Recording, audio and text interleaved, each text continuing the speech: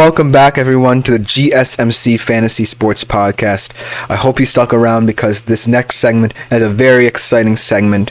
We are in the home stretch of ESPN's rankings for the upcoming fantasy football season, at least for PPR leagues. We will get to IDP leagues later in the week, but right now we are looking at the final rankings. Yes, the ESPN Defensive Fantasy Rankings. This should be a very exciting ranking, mainly because of how many good defenses there are in the league. It seems like this is becoming a very defensive league, and it's highly reflected in the stats. So let's get right into it.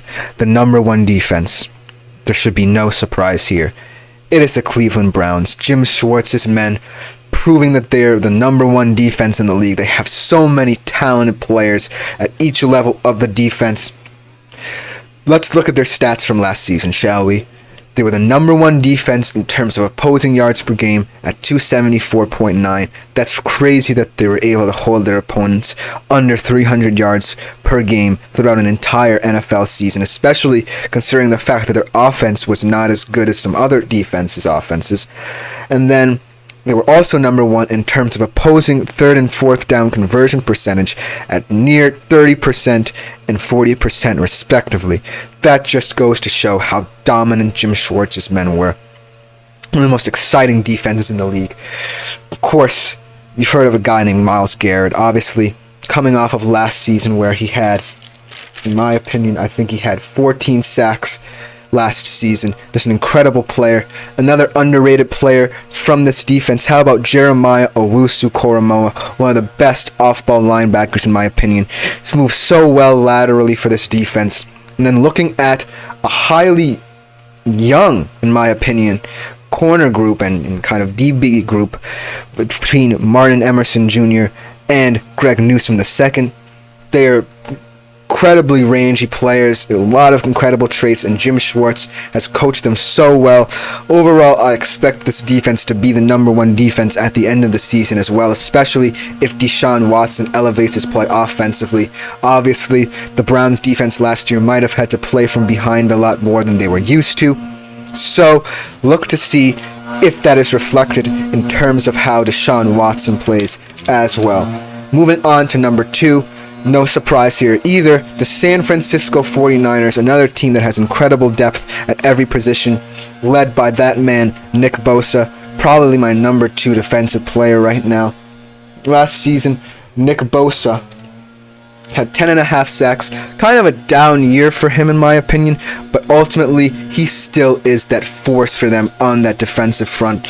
Obviously, another stellar linebacker to talk about. How about Fred Warner? Last year he had 52 solo tackles, 4 interceptions as a linebacker as well, just showing you the range he provides for them as well.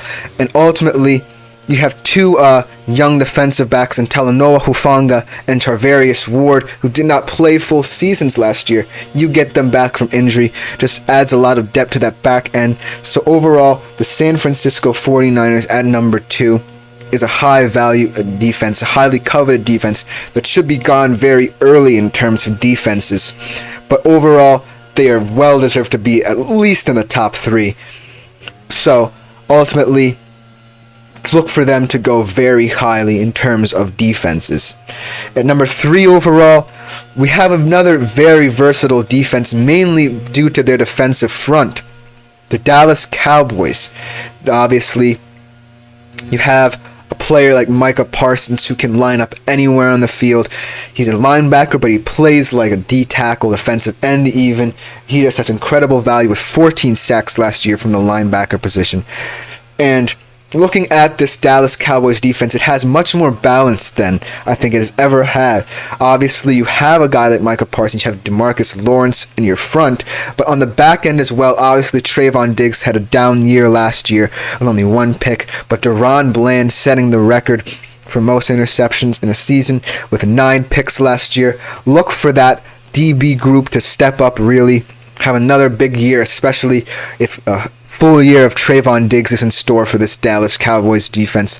This is a scary defense, folks. I think that Dallas right now is a top 5 defense in my opinion. We'll have to see if because of the question of Deshaun Watson offensively for the Browns and how that will affect their defense.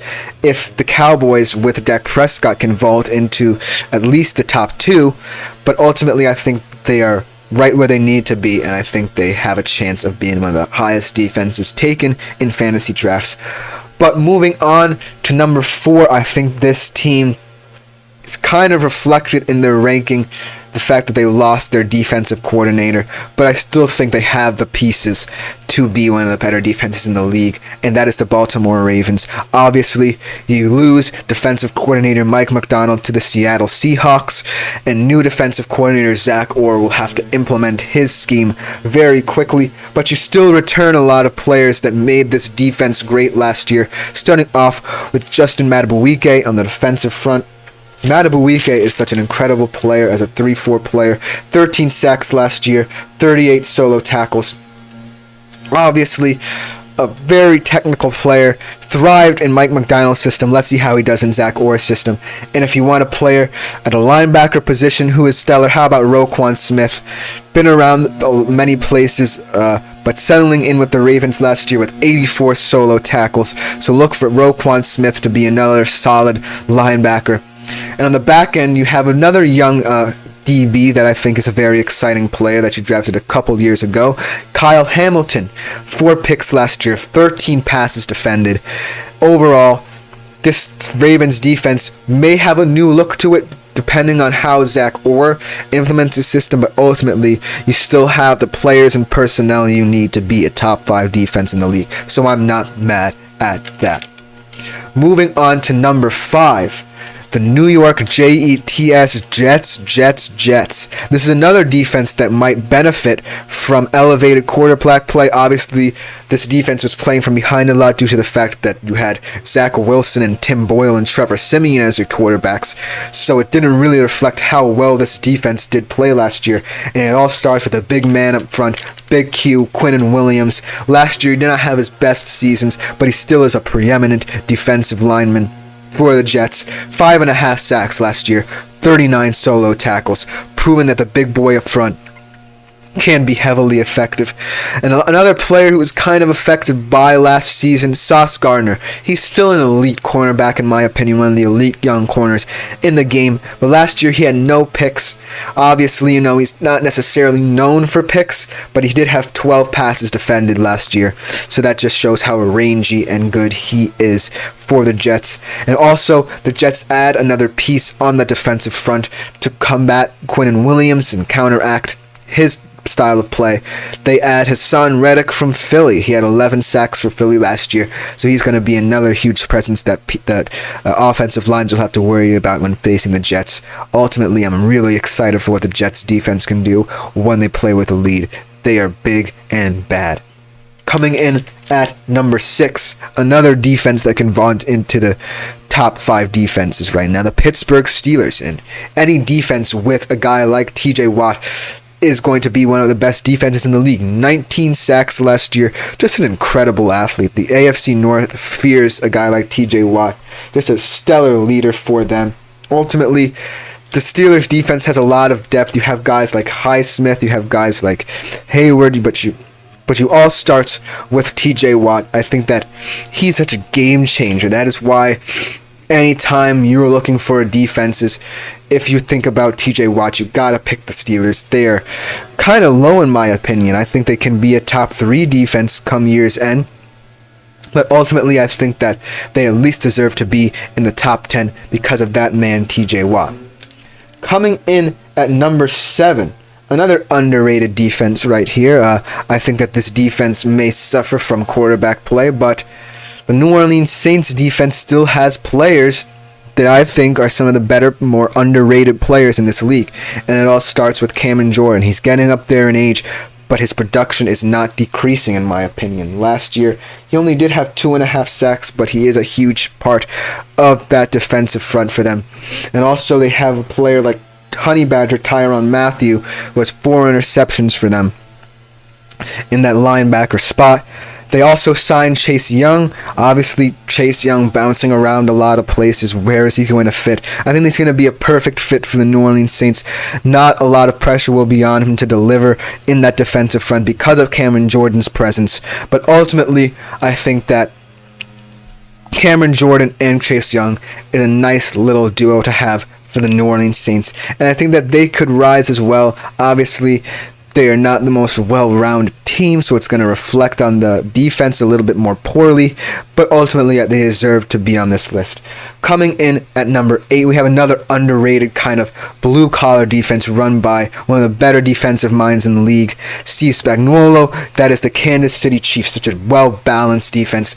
They have their stars, but I still think of their stars as kind of like these role players that Steve Spagnuolo made stars because of the way he runs his defense. And it all starts with big bad man Chris Jones. Obviously, retaining him was a big facet for them last year.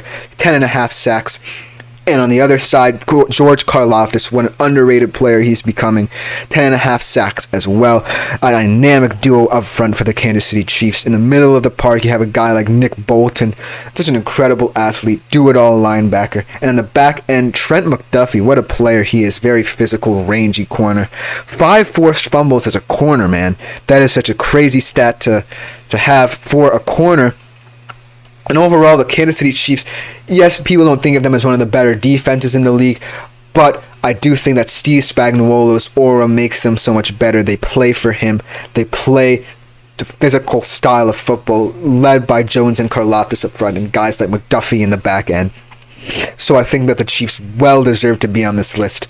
Coming in at number 9, another underrated defense that is mainly in this top 10 in my opinion because of the players they are available to return for them.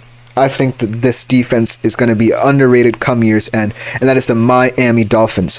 When you add back in Bradley Chubb and Jalen Phillips, who had a breakout second season last year before unfortunately tearing his Achilles, I think that you have such incredible defensive depth up front as well.